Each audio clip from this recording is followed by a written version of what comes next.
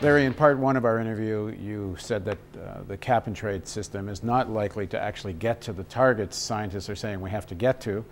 And we all know the rather apocalyptic predictions if we don't do something fundamental about the climate change crisis. What do you think is the critical point, again, with carbon trading? And then what are the solutions? Or what will get us to those targets? One of the big problems with cap and trade is actually providing just the wrong sorts of incentives to the industries that are the biggest root of the problem, the ones which are really locked into the use of fossil fuels and are going to find it very difficult to change.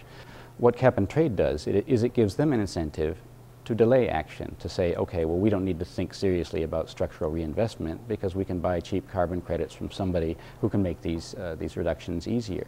So it actually delays action in a way which goes against the proclamations of all the governments who are telling us, we have to start these changes now, these serious structural changes now in order to not to have to do them in the future when it may be too late or too expensive. So what is the solution? What will get us to these targets? What policy do you think people should support?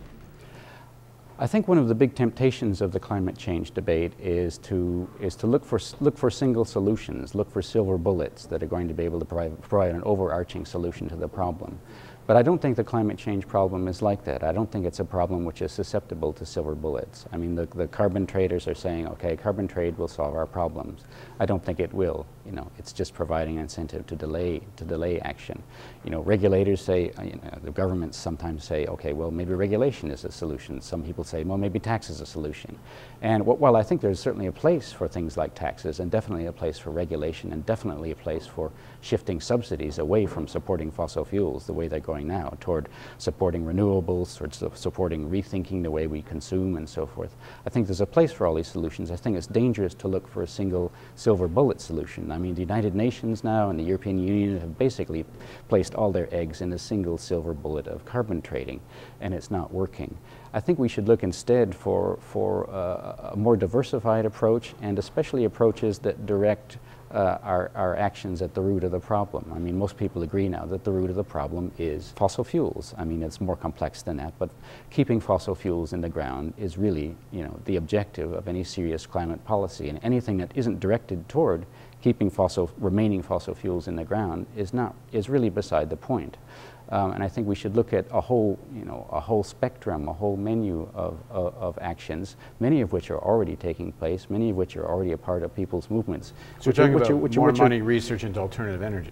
Alternative energy, but also into supporting existing political movements and existing actions which are already working to keep fossil fuels in the ground. There's a very interesting proposal out by some colleagues of mine in Ecuador who are saying, look, I mean, the climate problem is all about extracting oil. Let's keep our oil in Ecuador in the ground, and also we'll be, in addition to solving the climate problem, we'll be solving a lot of the classic problems that are also connected with the extraction of fossil fuels. What's the reality? Even a country like Venezuela that says it wants to do something on the climate change front, it's not going to give up selling oil without collapsing its economy. No one says it's politically easy, but none of these problems are politically easy. The interesting thing about Ecuador is that they've actually have a concrete proposal which has been accepted by the government to say, okay, we're going to keep the oil in the ground and we want compensation for keeping the oil in the ground.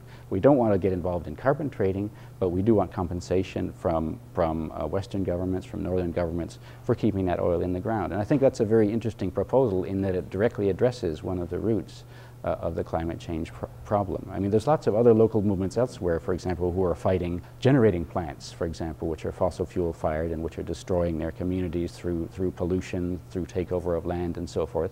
Many of them are already successful. Without a serious alternative in place, oil is not going to stop flowing. I think it's a mistake to say at the beginning, okay, the oil is not going to stop flowing. There are resources which can make the oil stop flowing, and I think we have to tap into all of these resources.